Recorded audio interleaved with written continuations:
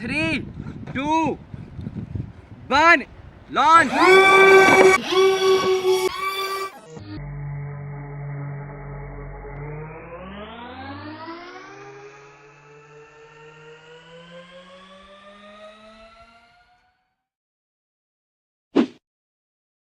इसे बनाने का तरीका शुरू करते हैं इधर। तो मैंने मंगाई है डेफ्रॉन सीट, किसके पास से? लोकल वेंडर के पास से। आप भी मंगा सकते हो। कैसे? अपने कारपेंटर की शॉप पर जाओ, लोकल मार्केट की, वहां से खरीद लाओ। कारपेंटर की शॉप से नहीं मिलती है तो ऑनलाइन भी बाय कर सकते हो। लेकिन डेफ्रॉन सीट ही क्यों हम इस प्लेन को बनाने में यूज कर रहे हैं, उसके पीछे रीजन है। क्यों? क्योंकि थिकनेस की पतली होती है, ये बहुत हल्का होता है और मजबूत होता है। पर थर्माकोल भी तो यूज कर सकते हैं, ये सवाल आप सभी के दिमाग में आ रहा होगा। तो मैं आपको बता दूं, मोटाई थिकनेस आप देख सकते हैं, ठीक है। और ऊपर से थर्माकोल की थिकनेस के साथ ये वेटेड होता है और साथ में मजबूत कम होता है। पर मैं आपको बता दूं, ए जो मतलब कि हमारी डेफ्रॉन सीट है, ए टिकाऊ, हल्की और मजबूत। इसे तोड़ने पर अलग साउंड आएगा। देखो, सुनाई दिया? जैसे गोली चली हो, तो गोली की झेलने की दम डेफ्रॉन सीट में होती है। मजाक कर रहा हूं, जस्ट बता रहा हूं। तो इसीलिए हमने डेफ्रॉन सीट यूज की है। लेकिन एक डेफ्रॉन सीट की साइज इतनी है। छोटा प्लेन बनाना हो तो बन जाएगा, पर हम बना रहे हैं YouTube पर सबसे बिगेस्ट बड़ा प्लेन। तो उसके लिए हमें सारी डेफ्रॉन सीट को जोड़ना होगा, एक बड़ा स्ट्रक्चर तैयार करना होगा डेफ्रॉन सीट का, फिर उसे कटिंग करना होगा और जो स्ट्रक्चर जिस साइज का हम रखना चाहते हैं अपने फाइटर प्लेन को, उसका डिजाइन उस पर ड्रॉ करना होगा। मैं आपको बता दूं, यदि आप सेम बनाना चाहते हैं तो जो डिजाइन साइज हम अपनी एनिमेशंस में दिखाएंगे वो ही रखिए, और अपने मन से यदि कोई छोटा बड़ा करना चाहते हैं तो वो कर सकते हैं। तो चलो शुरू करते हैं। पहले सारी डेफ्रॉन सीट को एक साथ लगाकर एक बड़ी डेफ्रॉन सीट बनाना। तो मैंने सारी डेफ्रॉन सीट लगा ली है और यहां पर मार्क कर दिया है जो साइज हमें चाहिए। एनिमेशंस में आप देख सकते हैं सेम साइज क्या रखना है। ये डेफ्रॉन सीट है, याद रखें, और साइज क्या रखना है जोड़ने के बाद, जो अभी मेंशन मैं कर रहा हूं सेम टू सेम साइज रखें यदि सेम टू सेम फ्लाई कराना चाहते हैं। तो साइज आप देख चुके हैं। अब थर्माकोल कटर से आपको धीरे धीरे हमें काट लेना होगा, और जो जरूरी हिस्सा है सिर्फ हम वो अपने पास रखेंगे, अदर हिस्से को दूर कर देंगे। तो देखो, डेफ्रॉन सीट के ऊपर और नीचे हमने टेप कर दिया है। क्यों? क्योंकि जिससे हमारा डेफ्रॉन टूटे नहीं और मजबूत रहे, फ्लेक्सिबल रहे और टूटे ना। और टेप बहुत हल्का होता है तो वेट भी नहीं बढ़ेगा। और अब इसकी आगे के स्ट्रक्चर को डिजाइन करते हैं और उनकी साइज क्या रखनी है आप देख सकते हैं अब एनिमेशंस में। ये बहुत ही इजी चीज है। तो डेफ्रॉन सीट को जिस साइज में दिखाया जा रहा है उस साइज में काट कर सेम टू सेम अपने प्लेन पर लगा दें। यदि साइज थोड़ा बहुत ऊपर नीचे होती है कोई भी फर्क नहीं पड़ेगा, इजी टू मेकिंग है ये। तो देखो, मैं इसकी पूरी की पूरी मेकिंग डिटेल्स इस टेबल पर रखकर तो नहीं बना सकता, मुझे भी चेंज करनी होती है लोकेशन, तो आप समझिए। इसीलिए मैं 3D इमेजेस बार बार दिखा रहा हूँ साइज की, कि हमें कौन सी साइज कहां पर कटिंग करनी है। यही है इस वीडियो की अमेजिंग बात। क्यों? क्योंकि आपको लोग परफेक्ट साइज मिल रही है यदि आप सेम बनाओगे तो सेम टू सेम। तो अभी हमने ये स्ट्रक्चर बना लिया है। याद रखें स्केल्स क्यों लगाई गई हैं? क्यों? क्योंकि यहाँ पर और भी कोई चीज लगा सकते थे लेकिन वो वेटेड रहती, तो हम तो इंडियंस हैं जुगाड़ू, तो इसीलिए हम लोगों ने ये लगा दी है, ठीक है, कि यहाँ पर मजबूत भी रहे, टिकाऊ भी रहे और हमारा फाइटर प्लेन का बजट भी ज्यादा ना पहुंचे। जस्ट मजाक कर रहा हूं, बजट का प्रॉब्लम नहीं, लेकिन मजबूत और हल्की रहे, इसीलिए हमने लगाई है। तो आगे के स्ट्रक्चर को बनाने के लिए फिर से आपको इमेजेस मिलती जाएंगी साइज की और हम चिपकाते जाएंगे। तो अब सबसे पहले हम नीचे की बॉडी बनाएंगे और ऊपर की बनाएंगे। तो चलो शुरू करते हैं नीचे की बॉडी में स्ट्रक्चर्स लगाना। तो जो साइज दिख रही है उसी साइज में डेफ्रॉन सीट को काटकर तीनों हिस्सों को चिपकाकर हमें बस फाइटर प्लेन के नीचे ग्लू मशीन से सेटअप कर देना होता है और हमारी बॉडी रेडी। तो देखो, पहला रडर लग गया है, दूसरा भी सेम डिस्टेंस पर लगाएंगे और जैसा इमेज में दिखाया गया जा रहा है, ठीक है। याद रखें यदि आप बना रहे हैं तो जैसा इमेज में कैलकुलेशन और हाइट और लेंथ विड्थ जो दिखाई जा रही है सेम वैसा ही रखेंगे तो सेम वैसा ही उड़ेगा जैसा हमारा उड़ेगा। तो इसे यहां लगाएंगे। तो देखो, अभी आपने पूरे फाइटर प्लेन की बॉडी को बनाना देख लिया होगा। स्ट्रक्चर आपको एनिमेशंस में देखने को मिले होंगे और उन्हें फॉलो करते हुए आप हमारा सेम टू सेम प्लेन की साइज का एक परफेक्ट बॉडी बना लोगे। लेकिन जब आएगी बात थ्रस्ट जनरेट करने की तो आप डीसी मोटर को मत यूज करना, मैं आपको बताता हूं। तब जरूरत होगी BLDC मोटर की, वरना आप कहोगे आपकी प्लेन क्यों नहीं उड़ रही। तो BLDC मोटर 2200 kV 12 वोल्ट की हम यूज कर रहे हैं विद 5 इंची प्रोपेलर। और ऐसे कैसे कनेक्ट करते हैं, जस्ट इसकी कुछ मतलब कि हमें पार्ट्स मिलते हैं जिन्हें इस तरीके से लगा दिया जाता है, ठीक है, और इस तरीके से हमें कसना होता है, ठीक है, और ये हमारी तैयार हो जाती है। लेकिन इसे चलाने के लिए हम जैसे डीसी मोटर में हम 9 वोल्ट की बैटरी को कनेक्ट कर देते हैं। 9 वोल्ट की बैटरी से ऑन मत करना, कभी नहीं होगी। इससे पहले जरूरत होती है ESC की, उसके बाद जरूरत होती है बैटरी की।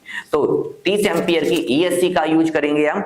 और कैसे करना है, 3 हमारे वायर है, ठीक है, प्रोपेलर मैंने कसा नहीं था, याद रखें। ऐसा ही होगा यदि आपने इसे टाइट नहीं किया और आपने मोटर को वो ऑन कर दिया, तो बाद में जब मैंने सोचा बाद में मैं कर लूंगा, तो याद रखें इन्हें कनेक्ट करें पहले, ठीक है। इस तरीके से तीनों वायर को स्टेप बाय स्टेप।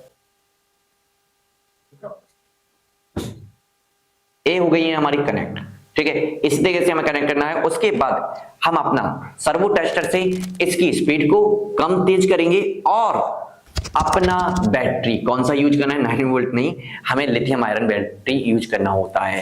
इन सब की डिस्क्रिप्शंस आपको मतलब कि पेजेस पर देखने को मिल रहा होगा, लेकिन मैं एक चीज बता दूं, देसी तरीके से टेस्ट करेंगे कि ये कितनी पावर जनरेट कर सकती है थ्रस्ट के लिए और कितना वेट उठा सकती है। यदि ज्यादा वेट उठा सकती है तो याद रखें हमें लगानी है 1 2 3 4, लेकिन 4 ही क्यों लगानी है या हमें 2 ही लगानी है, वो तो हम कैलकुलेट करेंगे ना कि हमारा वेट, आप समझ रहे हैं ना, कितना उठा सकती है एक मोटर। तो उस वेट को उठाने के लिए हम चेक करेंगे क्या, एक देसी जुगाड़। तो टेस्ट करने के लिए हम इसे मतलब कि जस्ट लेकर जाते हैं फील्ड में अपने सेकंड रूम में और टेस्ट करते हैं कि इसे उठा पाती है नहीं। यदि आसानी से उठा लिया तो 1 ही लगा दो, ठीक है, लेकिन यदि धीरे से उठाया तो 2 लगा दो और धीरे उठाया तो 3 या 4 लगानी होगी। तो वो कैलकुलेशन हमारी होगी इस देसी गुम्मे को टेस्ट कर। थ्रस्ट कैपेसिटी चेक करने के लिए देसी जुगाड़ है। 500 ग्राम नीचे वेट लगा दिया, एक BLDC मोटर लगाई है, जैसे कनेक्शन दिखाई दे वैसे की है। तो यदि ये उठा लेती है, टेस्ट करने के पहले मैं बता दूं, ठीक है, तो हमारी 4 BLDC, ये 500 ग्राम है, 2 kg तक का वेट आराम से उठा पाएगी। तो चेक करते हैं थोड़ा सा फेस को दूर कर और आपने देखा सक्सेसफुल उठा रही है, ठीक है। एक बार और ट्राई करते हैं,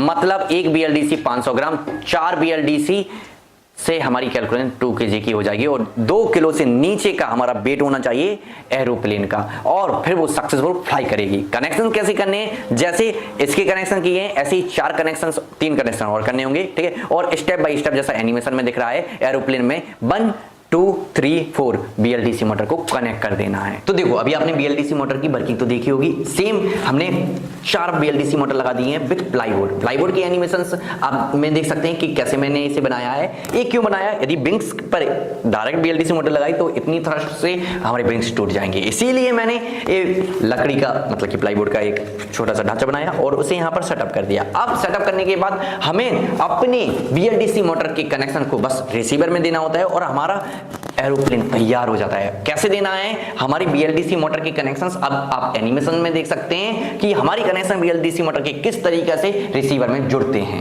ये हमारा रिसीवर, इसके बगल में है power module. Power module battery से पावर लेकर हमारे रिसीवर को पावर देता है, जिससे रिसीवर को कोई अदर पावर की जरूरत नहीं होती है। और फिर BLDC मोटर से जो ESC कनेक्ट रहती है उन ESC की भी पावर वहीं पर जाकर जुड़ जाती है। और सिग्नल पिन, सर्वो मोटर हो या किसी और की सिग्नल पिन हो, सारी सिग्नल पिन हमारी रिसीवर की पिन्स में जुड़ती जाती है, जैसा मेंशन किया जा रहा है। और मैं आपको बता दूं ये इजी टू मेकिंग है। यदि कठिन लग रहा है तब डिस्क्रिप्शन में लिंक है किस चीज़ की, क्लास को बुक करने की, फाइटर प्लेन की डीप नॉलेज के लिए। तो क्लास को बुक करना ना भूलें यदि डीप नॉलेज चाहिए। तो देखो हमारे सारे BLDC और सर्वो मोटर के कनेक्शन हमारे रिसीवर तक आकर कनेक्ट हो गए हैं और रिसीवर के साथ यूज करेंगे हम 9 चैनल का रिमोट। इसे ही क्यों यूज करना है, रीजन ये है कि इसकी रेंज 4-5 किलोमीटर है और आप जानते हो ड्रोन की तरह ये स्टेबल फ्लाइट नहीं करता, ये सीधा जाता है। तो दाएं बाएं मुड़ने में हमें बहुत बड़ा सर्कल में राउंड करना होगा, तो रेंज कम ना रहे, इसीलिए 9 चैनल का यूज कर रहे हैं। और इसकी डिटेल अभी आप एनिमेशन पर देख सकते हैं यदि बाय करना हो, ठीक है। तो अब मैं आपको बता दूं, अब सबसे पहले सारे कनेक्शंस तैयार हैं, अब जब इसमें सप्लाई देना है, ठीक है, और उड़ाकर देखना है। लेकिन उड़ेगा या नहीं उड़ेगा ये हमें नहीं पता, तो उसके पहले जस्ट ग्लाइडिंग देखेंगे विदाउट कनेक्ट बैटरी कि एक ग्लाइड करता है नहीं। तो चलो लेकर चलते हैं इसे छत पर ग्लाइड करने के लिए। हम ले आए हैं इसे छत पर, ठीक है, ग्लाइड चेक करने के लिए। तो मोटर ऑन नहीं है, जस्ट ग्लाइड देखेंगे कि हवा में आगे जाता भी है या नहीं। तो चेक करते हैं, चलो मजा आएगा। अमेजिंग भाई साहब, बिल्कुल सटीक गया। एक बार और, ठीक है, एक बार और चेक करते हैं, ठीक है। 1 2 3। ओह माय गॉड, आपने देखा रॉकिंग रॉकिंग। तो मोटर को ऑन करते हैं और आगे की फ्लाइट को लेते हैं, मजा आएगा, आसमान में उड़ेगा। तो चलो ऑफिस में लेकर चलते हैं और स्टूडियो में दोबारा बनाते हैं। तो ग्लाइडिंग तो अमेजिंग किया, उसके बाद हमने पहला और दूसरा व्हील लगा दिया। ये है हमारा तीसरा। तो ग्लू गन से हमें जस्ट ऐसे पुटअप करना है, जैसे पहला दूसरे में, और यहाँ पर ऐसे सेटअप कर देना है, ठीक है। और उसके बाद हम अपनी बैटरी को यहाँ पर सेटअप करेंगे, ठीक, चिपका देंगे और कनेक्ट करना है और इसे उड़ा सकते हैं। लेकिन उसके पहले हमें करनी होगी इसकी कलर ग्रेडिंग। तो हम इस पर पेंट करना शुरू करते हैं और इसे चिपकाने के बाद इसमें बाकी की डेकोरेशन देते हैं। तो चलो शुरू करते हैं इसकी बाकी की डेकोरेशन। तो चलो करते हैं इस पर कलर। देखो कितना गजब लुक दे रहा है हमारी पेंट के बाद। तो एक कनेक्ट कर रहा हूं मैं बैटरी और एक बार थ्रस्ट चेक कर रहा हूं कि ये थ्रस्ट के लायक है भी या नहीं। तो थ्रस्ट चेक करने के लिए जस्ट मैं चेक कर रहा हूं। अमेजिंग लुक, ठीक है, कितनी पावर थी। तो इसे फील्ड में ले जाने के पहले एक सोचना होगा कि उड़ाएं कहां पर, क्यों, क्योंकि हमारे पास तो यहां पर रूम में इतनी जगह है नहीं। तो चलो चेक करते हैं अपने सेकंड ड्रोन से कि कौन सी फील्ड में कहां पर है जगह। तो देखो मैंने उड़ा दिया है अपना ड्रोन। किस लिए? लोकेशन फाइंड करने के लिए। क्यों? क्योंकि हमें चाहिए है बड़ी जगह जहां पर हम अपना फाइटर प्लेन उड़ाएं। तो अभी मैंने अपना ड्रोन को एक लिमिटेशन तक सही तरीके से रख दिया है, ठीक है। और अब मैं चेक कर रहा हूं कि कहां है मेरी परफेक्ट एरिया। तो मैंने मूव किया और मुझे दिख रही है एक साइड में तो लोकेशन दिख रही है, हाँ सर्कल मिल गई लोकेशन। तो लोकेशन मिल गई है, प्लेन को ले जा रहे हैं गाड़ी में, गाड़ी आ चुकी है और टेस्टिंग फील्ड पर ले जाकर इसकी फ्लाइट लेंगे और हमारा प्लेन जाएगा इसमें और मैं जाऊंगा अपनी पर्सनल गाड़ी में। तो टीम आ गई है, बैठेंगे और निकलेंगे। गाड़ी मोड़ो और निकलो। तो हम आ गए हैं अपनी फील्ड में, अपनी प्लेन को लेकर। गाड़ी आ गई है फील्ड, मतलब कि हमारी लॉन्चिंग स्टेशन पैड वो है वहां पर। तो इसे ले जाते हैं, ठीक है, इसे ले जाते हैं और वहां पर रखते हैं। तो इसे ले जाएंगे एक स्पेशल तरीके से, वो कैसे आप सभी अब देखेंगे। सब हमारी रोबोटिक कार हमारी लैंडिंग पिच तक ले आई हमारी फाइटर प्लेन को। तो देखा, इसे भी किसी वीडियो में यदि आपको सीखना हो इस रोबोटिक कार को बनाना, तो किसी वीडियो में हम आपको इसे बनाना सिखा देंगे। यदि सीखना हो तो कमेंट में बता दो कि हमें इस रोबोटिक कार को भी बनाना सीखना है, इतनी हाई टॉर्क वाली। तो चलो इसके बैटरी को कनेक्ट करते हैं और अपने हाथ में रिमोट लेते हैं और फाइनल रिजल्ट को देखते हैं। उसके पहले बंदे जय बात। तो चलो रिमोट को लेते हैं और टेस्टिंग करते हैं और फ्लाइट देखते हैं कितनी अमेजिंग फ्लाइट रहेगी, ये सोचकर ही समझ नहीं आ रहा। तो चलो ट्राई करते हैं। 3, 2, 1 लॉन्च।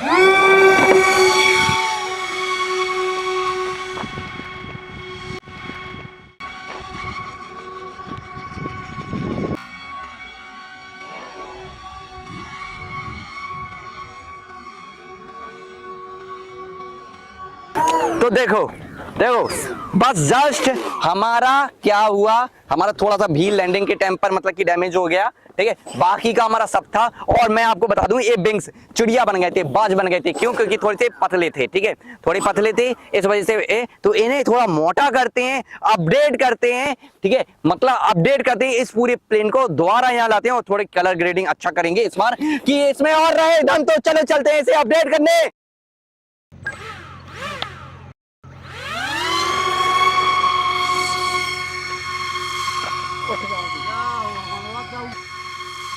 उठ जाओ।